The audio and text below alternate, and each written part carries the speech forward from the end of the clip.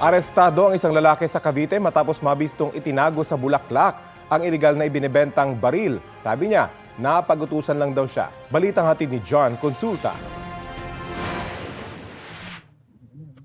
Mabilis na naispatan ang sasakyan na minamaneho ng target ng Regional Intelligence Division ng Calabarzon Police sa kanilang ikinasang entrapment sa Silang, Cavite.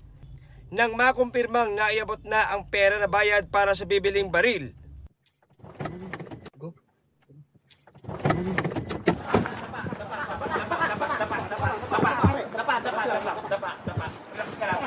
arestado ang suspect na kinilalang si Jefferson Macalima.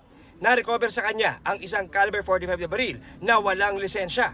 Nakabalot pa ito sa gift wrap na kahon at may kasamang mga bulaklak. Itong transaction ng firearms is ginagawa through social media, no? So pinaikting nila yung pag-monitor nitong isang suspect. Ang dami niyang dalang bulaklak at napag-alaman nga natin na yung isang bulaklak ay yun ay cover talaga niya para hindi mapansin na siya ay magdi-deliver ng baril. Napag-utusan lang po ako, hindi po totoo po yun.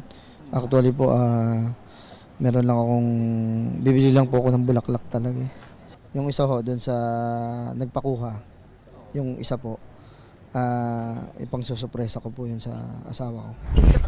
Sa iwalay na operasyon sa San Pablo, Laguna, ginamitan pa ng hagdan ng Calabarzon Police ang bahay ng suspect na si Arvin Lai. Na-recover sa suspect ang isang caliber 45 na baril na walang lisensya.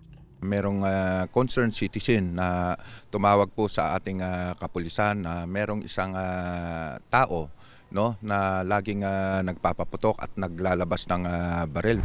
Wala pang pahayag ang suspect.